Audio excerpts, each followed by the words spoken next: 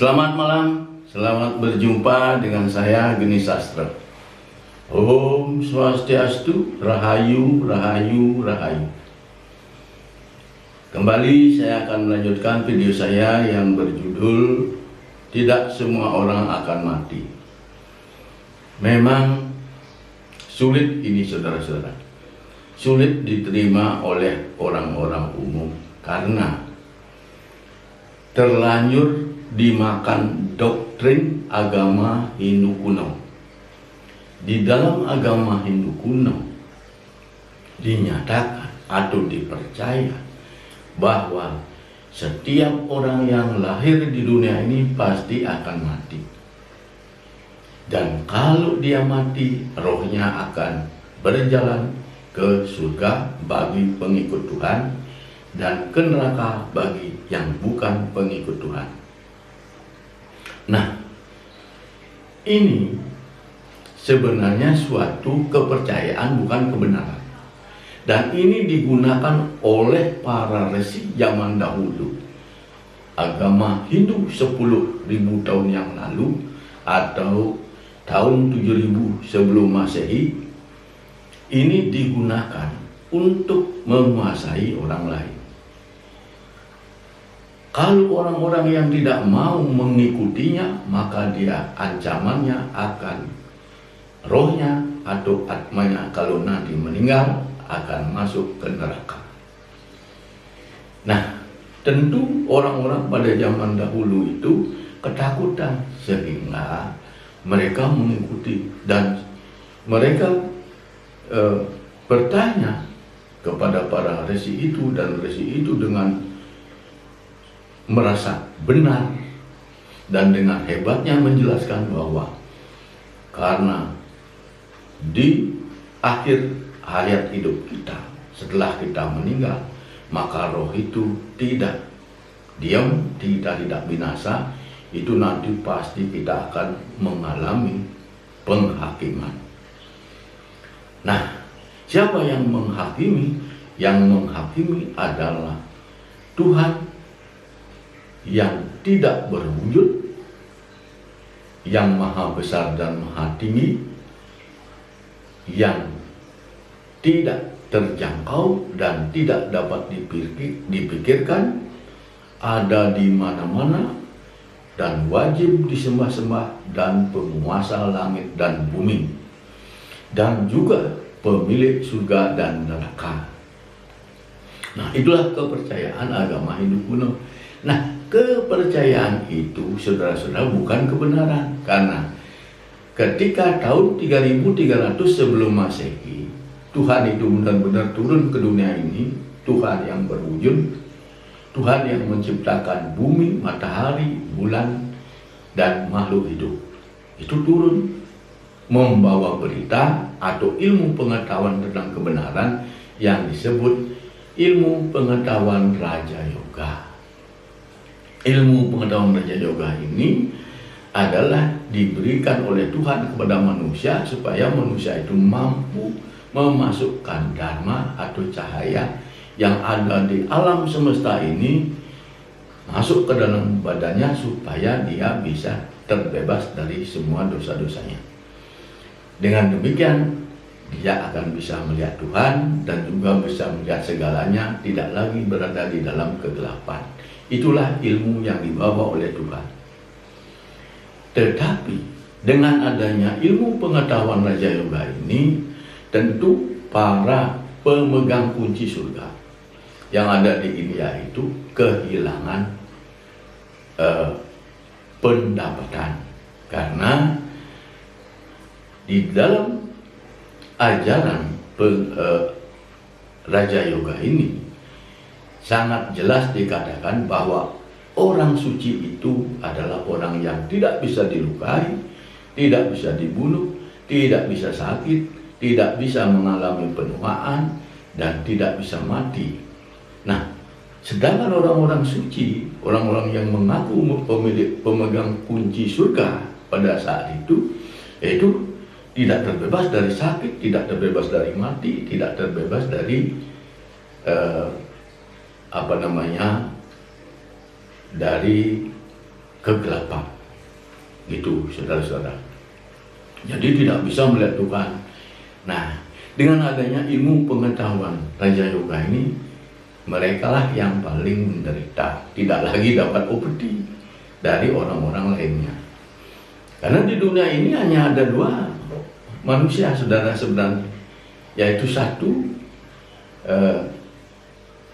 orang-orang yang tidak memperoleh cahaya, itu di dalam agama Hindu disebut orang hina, dan orang-orang yang sudah mencapai cahaya disebut orang-orang mulia. Hanya ada dua golongan manusia di dunia ini. Nah, saya melihatnya di dalam kehidupan sekarang ini ada dua golongan manusia, yaitu golongan pemegang kunci surga dan golongan budak. Nah, budak ini saudara, itu sudah diatur, dikendalikan oleh pemegang kunci surga ini. Sehingga budak-budak ini akhirnya tunduk dan taat kepada para pemegang kunci surga ini. Nah, itu sebelum Sanatana Dharma turun. Nah, setelah Sanatana Dharma turun, ada pengetahuan Raja Yoga ini turun, dibawa oleh Tuhan, dia tidak bisa lagi bergerak. Tetapi lambat laun setelah zaman-zaman Krishna, terus di bawahnya lama-kelamaan tahun 1500 sebelum Masehi ditulislah ilmu pengetahuan Raja Yoga ini di dalam sebuah buku yang bernama Bhagavad Gita. Nah, Bhagavad Gita ini bagi pemegang kunci surga sangat tidak menyenangkan. Akhirnya dirubahlah penjelasannya atau terjemahannya dirubah, dibawa lagi ke agama Hindu kuno. Jadi kembali lagi, setiap orang itu pasti mati, dan kalau mati tidak binasa, nanti ada perjalanan, ada ke Tuhan atau ke surga atau ke neraka. Nah, inilah yang dipercaya sampai saat ini, dan hampir seluruh dunia percaya bahwa semua orang itu pasti akan mati, mengikuti doktrin dari agama Hindu kuno itu. Demikian, saudara-saudara. Nah, sekarang saya akan lanjutkan video saya, karena banyak sudah video yang menjelaskan ini. Ini sudah bagian yang ke-10 sekarang, karena panjang ini ceritanya, saudara. Nah, ini bagian yang 10. Bagian yang 10 ini saya masih menjelaskan nasib orang-orang yang tidak memiliki dharma. Nah, Tuhan bersabda, orang-orang budak itu saudara, sebenarnya adalah orang yang termasuk golongan orang-orang yang kurang baik, karena orang-orang budak-budak ini, orang yang bermental budak ini tidak bisa menerima kenyataan. Mereka akan selalu tunduk dan patuh dengan majikannya. Jadi dia majikannya adalah orang-orang yang mengaku pemegang kunci surga. Nah, orang-orang ini walaupun sudah sekolah tinggi-tinggi, kuliah jadi profesor, insinyur, dokter, macam-macam, saudara, tapi masih tetap dia berada di bawah kendali dari orang-orang pemegang kunci surga. Sehingga ketika ada Bhagavad Gita yang menjelaskan bahwa tidak semua orang akan mati, pasti mereka tidak percaya. Dan mereka pasti takut mendengarkan apa yang saya jelaskan ini. Karena ini takut mereka nanti tidak dapat surga, takut kualat. Begitu, saudara-saudara. Jadi walaupun banyak yang menonton, paling menonton setengah, udah ketakutan, saudara. Takut nonton video saya. Karena sudah terdoktrin bahwa setiap orang itu pasti mati. Apaan itu, ada-ada saja, kan demikian. Nah, dan ini semua dijelaskan di dalam Bhagavad Gita mengenai orang budak-budak ini saudara, budak ini pasti akan mati, pasti akan mengalami pembinasaan. Mati itu binasa. Nah, ini dijelaskan di dalam Bhagavad Gita bab 2 sloka 44. Krishna bersabda, Bhago Iswaryo Prasaktanam Tayo Pahreto Cetasa Wiyawo Sayat Miko Budi Samadau No Widiyate. Artinya, orang-orang yang dengan senang hati menjadi budak sesungguhnya termasuk golongan orang-orang yang kurang baik, dan dia selalu menganggap dirinya paling unggul dan selalu mengejar kenikmatan duniawi. Orang-orang demikian niscaya akan mengalami pembinasaan. Sedangkan orang-orang yang selalu berusaha mengendalikan dan mematikan pikirannya yang selalu mengembara sehingga berhasil mencapai kedamaian dan mendapat perlindungan dari Tuhan Yang Maha Esa, niscaya tidak akan mengalami kematian. Nah, demikian saudara. Ini Tuhan yang bersabda demikian. Tetapi sulit menyadarkan orang-orang yang sudah terlanjur bermental budak. Walaupun saya mengatakan ini panjang lebar, tetap saja tidak percaya. Ini terjadi di zaman ini, saudara-saudara. Orang-orang yang budak itu banyak sekali. Hampir seluruh dunia orang itu mentalnya budak. Dan sebagian kecil ada orang-orang yang merasa menjadi pemegang kunci surga. Di mana-mana demikian. Orang-orang budak-budak ini tunduk kepada pemegang kunci surga. Makanya saya kasihan saudara-saudara.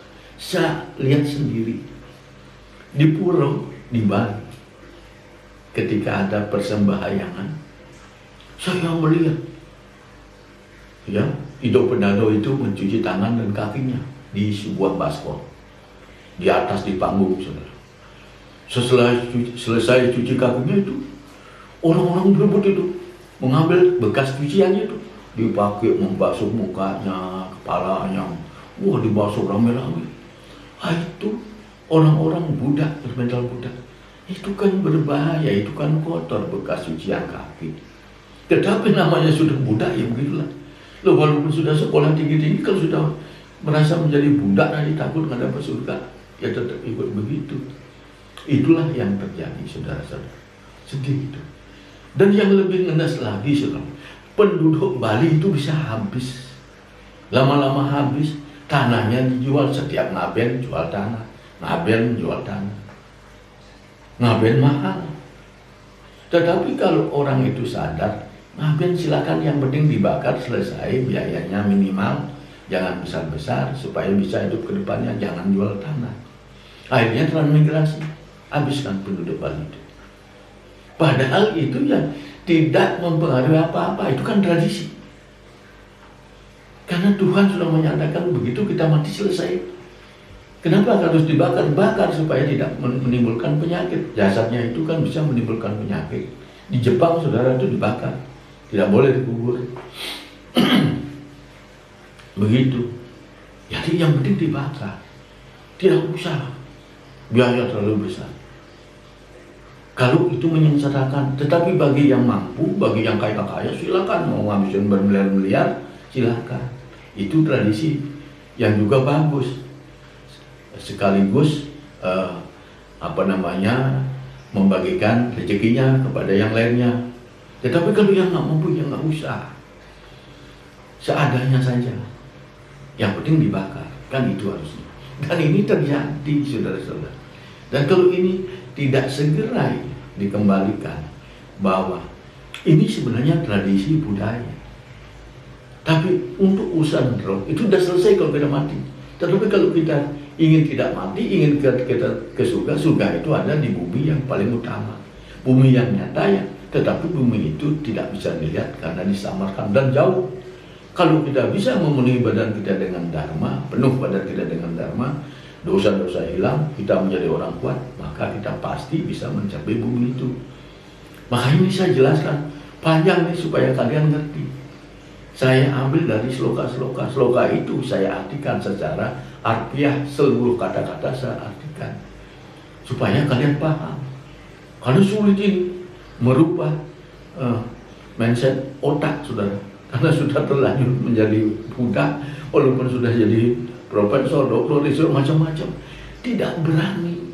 Budak itu tidak berani melebihi dari pemegang kunci surga. Pengetahuannya harus di bawahnya. Loh kok bisa begitu? Kalau berani kan dibaca bukunya ini, baca buku baik-baik. Begitu dibilang ini buku rahasia, jangan kamu baca, ini hanya golongan saya yang bisa baca. Ikut.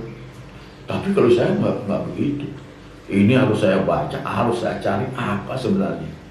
Akhirnya ketemu bahwa Bhagavad Gita yang beredar sekarang di dunia ini, di seluruh dunia sampai di India dan Indonesia, itu adalah sudah disesatkan. Sebelum Prabhupada itu sudah sesat dari zaman dahulu. Karena untuk apa? Untuk supaya tetap dia itu, orang-orang yang merasa pemegang kunci surga itu tetap bisa mengendalikan budak-budak ini. Budak, semuanya budak, gak disadari bahwa dirinya budak. Dengan adanya saya ngasih ceramah itu, wah marah itu orang-orang budak itu. Apaan itu? Itu bukan ada saja. Bisa saya tidak dapat surga gara-gara film, gara-gara video. Saya, gara-gara saya bikin video orang marah kan saya. Itu apa? Karena mereka budak. Diajarin yang benar, diajarin yang benar dan sesuai dengan kitab suci, yang akan mau. Jadi demikian saudara-saudara, supaya ini bisa dipahami. Untuk itu, karena ini panjang, nanti saya cukupkan sampai di sini. Terima kasih sudah menonton. Saya aturkan Pranamo Santi. Om Santi Santi Santi Om.